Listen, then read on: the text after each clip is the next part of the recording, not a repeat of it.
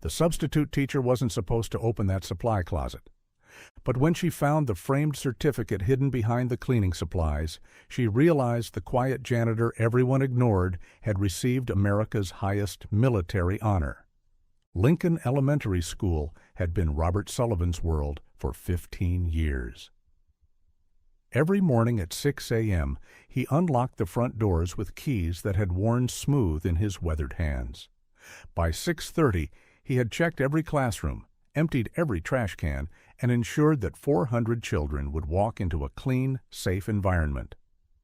Bob, as the staff called him, was 67 years old with silver hair and kind eyes that crinkled when he smiled. He wore the same navy blue custodial uniform every day, walked with a slight limp that he never explained, and spoke only when spoken to. To most people at Lincoln Elementary, he was simply part of the furniture, reliable, quiet, and easily overlooked. The teachers were polite to Bob, but few knew anything about his life outside school. He arrived early, worked steadily, and left promptly at 3 p.m. He didn't join staff meetings, didn't attend school social events, and kept his personal life completely private. Some assumed he was divorced, others thought he lived alone. Nobody asked, and Bob never volunteered information. What they did notice was his work ethic. In 15 years, Bob had never called in sick, never complained about overtime, and never left a job half-finished. When second graders had stomach flu outbreaks, Bob cleaned without complaint. When high schoolers vandalized the bathrooms, Bob restored them to perfect condition. When teachers needed help moving furniture or setting up for events, Bob appeared with tools and strong hands. Principal Margaret Johnson respected Bob's dedication but wished he would engage more with the school community. "He's like a ghost," she often told her assistant, "helpful, reliable, but you get the feeling there's so much more beneath the surface." The children, however, saw Bob differently. They waved at him in the hallways, asked him questions about his cart full of mysterious tools, and sometimes drew pictures for him that he kept carefully folded in his shirt pocket. Bob remembered every child's name, knew which ones struggled at home, and often left extra snacks in classrooms where he suspected kids weren't getting enough to eat. But even the children knew nothing about Bob's past. When they asked personal questions, he would smile and redirect their attention to schoolwork or playground activities. Bob Sullivan had mastered the art of being present while remaining invisible. Sarah Martinez was covering for Mrs. Peterson's third-grade class while the regular teacher recovered from surgery. It was only her second week at Lincoln Elementary, and she was still learning the routines, finding supplies and figuring out where everything was kept. That Tuesday morning started like any other. The children were working on math problems when Sarah realized she needed more construction paper for an art project. Mrs. Peterson had mentioned that extra supplies were kept in the custodial closet near the classroom. Sarah had seen Bob Sullivan working in the hallways, but hadn't really spoken to him beyond polite greetings. Like most substitute teachers, she was focused on surviving each day and didn't have time to build relationships with support staff. The supply closet was unlocked, as Mrs. Peterson had said it would be. Sarah stepped inside, looking for the construction paper. The closet was meticulously organized. Cleaning supplies on metal shelves, boxes labeled in careful handwriting, tools hanging in precise arrangements. Everything reflected the same attention to detail she'd noticed in Bob's work around the school. As Sarah searched the higher shelves, she accidentally knocked over a small cardboard box. Papers scattered across the floor, invoices, supply lists, and what looked like personal documents. Feeling guilty for making a mess in someone else's organized space, Sarah knelt down to gather everything up. That's when she saw it. Hidden among the mundane paperwork was a document unlike anything she'd expected to find. Heavy official paper with an embossed seal. At the top, in formal lettering, the Medal of Honor. Sarah's heart stopped. She had grown up in a military family. Her father was a retired Army sergeant. Her brother was currently deployed with the Marines. She knew exactly what she was looking at. The certificate bore Bob Sullivan's name, along with a citation describing extraordinary heroism during the Vietnam War. The language was formal, military precision, but the meaning was clear. Robert Sullivan had risked his life to save others, had gone above and beyond the call of duty, and had been awarded the nation's highest military decoration. Sarah sat on the closet floor, holding the certificate with trembling hands. Bob Sullivan, the quiet janitor who emptied her classroom trash, who nodded politely when they passed in the hallway, who seemed invisible to almost everyone, was a recipient of the Medal of Honor. Sarah carefully placed the certificate back in the box and returned everything to its original position, but she couldn't concentrate on teaching for the rest of the day. Every time she saw Bob pushing his cart through the hallways, she felt overwhelmed by the weight of what she knew. After the children left, Sarah found herself lingering in her classroom, trying to process the discovery. She pulled up information about the Medal of Honor on her phone, refreshing her memory about its significance. Only 3,500 people had received this honor since the Civil War. Recipients were invited to presidential inaugurations, had their names engraved in history, and were considered America's greatest heroes. And one of them was emptying trash cans at Lincoln Elementary School. Sarah wrestled with what to do with this information. It wasn't her secret to share, but it felt wrong to pretend she didn't know. How could someone with such extraordinary military service end up working as a school custodian? How could he go unrecognized, unthanked, invisible? She thought about her father, who wore his army service with quiet pride, and her brother, who talked constantly about the honor of serving his country. Neither of them had seen combat like Bob apparently had. Neither had received recognition even close to the Medal of Honor. That evening, Sarah called her father. "Dad, hypothetically, if you met someone who had received the Medal of Honor, what would you do?" Her father was quiet for a moment. "That's not a hypothetical question, is it?" "I can't really explain the situation, but what would you do?" "Well," her father said slowly, "I'd probably want to thank them, but more than that, I'd want to understand why they weren't being honored properly.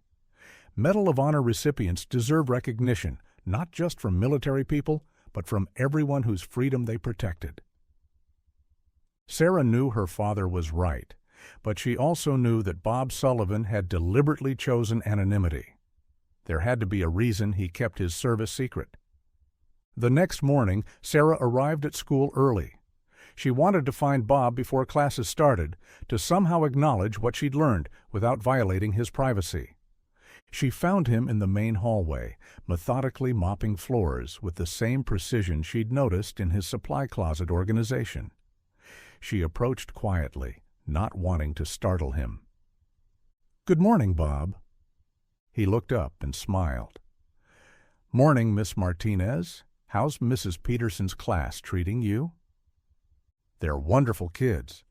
Bob, I wanted to apologize. Yesterday I was looking for construction paper in the supply closet, and I accidentally knocked over a box. I tried to put everything back exactly where it was." Bob's expression didn't change, but Sarah noticed his hands tighten slightly on the mop handle. "No problem at all," he said evenly. "Did you find what you needed?" Sarah studied his face, looking for any sign that he knew she had seen the certificate, but Bob's expression remained neutral, professional, giving nothing away. "I did, thank you. Bob, can I ask you something?"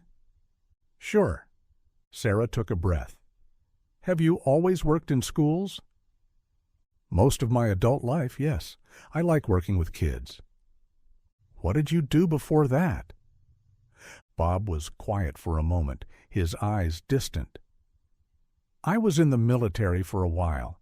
Vietnam era. Seemed like everyone was back then." Sarah felt her heart racing. "That must have been difficult." "It was a different time," Bob said simply. "We all did what we had to do." He resumed mopping, signaling that the conversation was over, but Sarah couldn't let it go. "Bob, my father was Army. My brother is Marines. Our family has a lot of respect for veterans, especially those who saw combat." Bob stopped mopping again, this time looking directly at her. "Your family sounds like good people, Miss Martinez." "They are, and they taught me that when you meet someone who served with honor, you acknowledge it." The two of them stood in the empty hallway, the morning sunlight streaming through tall windows, the sound of distant traffic providing background noise. Bob Sullivan studied Sarah's face, clearly evaluating how much she knew and what she intended to do with that knowledge. "Miss Martinez," he said finally, "some stories are better left untold." "Why?" "Because some people prefer to be judged by who they are now, not what they did 50 years ago." Sarah couldn't let it go. Over the next few days, she found herself having brief conversations with Bob whenever their paths crossed. Nothing direct, nothing confrontational, but gradual attempts to understand the man behind the uniform. She learned that Bob had been working at Lincoln Elementary since retiring from his previous job. She learned that he lived alone in a small apartment near the school. She learned that he had never married, had no children of his own, but seemed to genuinely care about every child in the building. What she couldn't learn was anything about his military service beyond the basic acknowledgement that he had served in Vietnam. On Friday afternoon, after the children had left and most of the staff had gone home, Sarah found Bob in the gymnasium, setting up chairs for a weekend event. She decided to try a different approach. "Bob, can I help you with those chairs?" He looked surprised. "That's not necessary, Miss Martinez. I've got it handled." "I know you do, but I'd like to help anyway." They worked in companionable silence for a few minutes, arranging the metal folding chairs in neat rows. Finally, Sarah spoke. "My grandfather fought in Vietnam. He died when I was young, but my father told me stories about him. He said Vietnam veterans didn't get the recognition they deserved when they came home."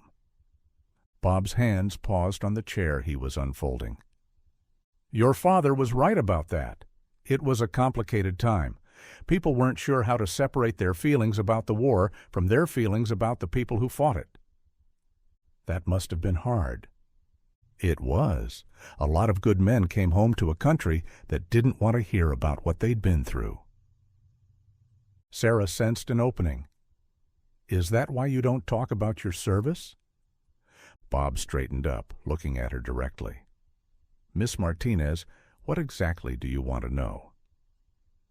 The question was gentle but pointed.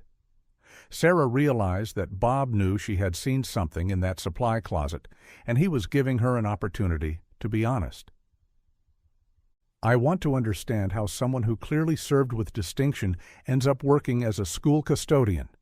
Not that there's anything wrong with custodial work. You're amazing at what you do, but you seem overqualified." Bob smiled slightly. "Overqualified for honest work? I don't think that's possible." "You know what I mean." Bob sat down on one of the chairs they'd been arranging, suddenly looking older and more tired. "Miss Martinez, what did you see in that supply closet?" Sarah sat down beside him. "Your Medal of Honor certificate." Bob nodded slowly. "I figured as much. You've been looking at me differently all week." "Why do you keep it hidden?" Bob was quiet for a long time, staring at the gymnasium floor. "Because," he said finally, "I don't want to be defined by the worst day of my life." "Vietnam, 1969, Bob began quietly. "I was 19 years old with the 1st Infantry Division. My squad, 12 men, walked into an ambush. We were outnumbered 4-1. Sarah listened without interrupting. "In the first 30 seconds, half my squad was down. Our radio was destroyed. We had no cover. I made a decision that should have gotten me court-martialed instead of decorated." Bob stood up, looking out the gymnasium window. I left my position and ran directly into enemy fire to move wounded soldiers to safety. 4 trips across open ground while being shot at. Davis first, then Martinez, then Johnson. And the 4th trip? Billy Williams from Minnesota, 20 years old, 2 weeks left on his tour. I reached him just as a mortar round landed 5 feet away. Bob's voice became quiet. The explosion broke 3 ribs, punctured my lung, filled my leg with shrapnel. But I carried Billy 300 yards to the evacuation point and passed out from blood loss. Did everyone survive? 7 of my 12 men made it home. 5 didn't. But you saved 4 lives. I failed to save 5. They gave me the Medal of Honor for conspicuous gallantry, but all I could think about was the 5 empty chairs that should have been filled. So you became a custodian to hide? Sarah asked gently. Not exactly.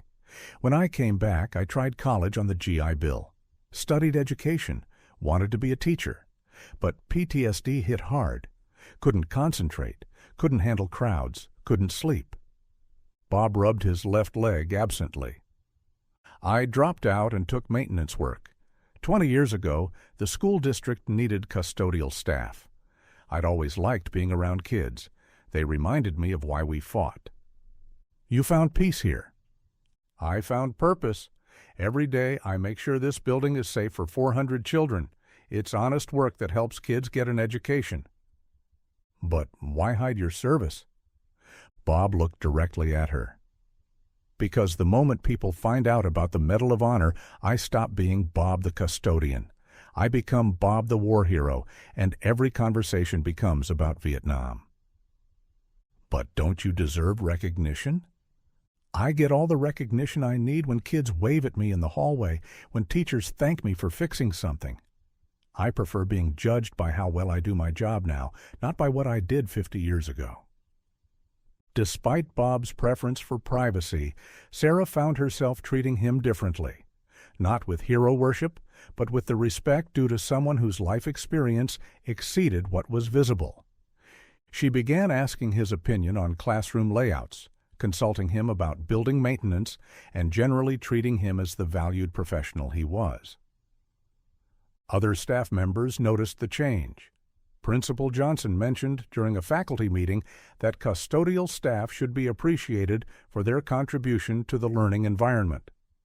Bob Sullivan has been keeping this school running for 15 years, she told the teachers. He knows every system, understands every need, and cares about our students as much as any of us. Gradually, Bob found himself being included in conversations about improvements, asked for opinions, and treated as an essential team member rather than invisible support. 3 weeks later, Sarah approached Bob one final time. "I've been thinking about recognition and what you deserve," she said, finding him in the boiler room. "Have you told anyone?" But I think you're making a mistake. What you did in Vietnam wasn't the worst thing that happened. It was the best thing. You saved 4 lives. It's not the same as what I do here? Maybe not. But it comes from the same place, a willingness to serve others. I think people deserve to know that the man who takes care of their school embodies the best of what it means to serve. Bob was quiet for several minutes. "What exactly are you proposing?" "Nothing dramatic, but maybe letting people know you're a veteran who continues to serve. Not as Bob the war hero, but as Bob the veteran who found another way to protect and serve." 2 months later, Lincoln Elementary held its annual Veterans Day Assembly. For the first time in 15 years, Bob Sullivan stood in front of the students and staff, not as the custodian setting up chairs, but as an honored guest. He didn't talk about the Medal of Honor or describe the combat. Instead, he talked about service, about finding ways to help others, and about the honor he felt taking care of their school. Bob explained that being a veteran meant continuing to serve your community long after military service ended. He told them that heroes weren't just people who did extraordinary things in wartime, but people who did ordinary things extraordinarily well every day. The applause was heartfelt. But what moved Bob most was afterward. Children approached him not with awe at his military service, but with new appreciation for the work he did every day. Sarah Martinez watched from the side, knowing she had witnessed something important. Bob had found a way to honor his past without being defined by it, to accept recognition without losing his privacy. After the assembly, students and teachers continued to greet Bob the same way, with warmth and respect. The only difference was that now they understood what Sarah had learned. Everyday heroes often hide in plain sight, serving quietly and faithfully. Bob Sullivan was still just the school custodian, but now everyone knew that just the custodian meant so much more than they had ever imagined. Sometimes the most decorated heroes choose the simplest service. Sometimes the greatest warriors become the gentlest guardians. And sometimes the people we see every day carry stories of courage that would humble us if we only took the time to look beyond the surface. So I ask you, have you ever overlooked someone whose quiet service masked an extraordinary past? Share their story in the comments. Because here on the Veteran Chronicles, we believe that heroism isn't just about single moments of courage. It's about a lifetime of choosing to serve others. Thank you for watching. If this story moved you, subscribe and share it. Help us honor the heroes who walk among us, doing the work that keeps our communities strong.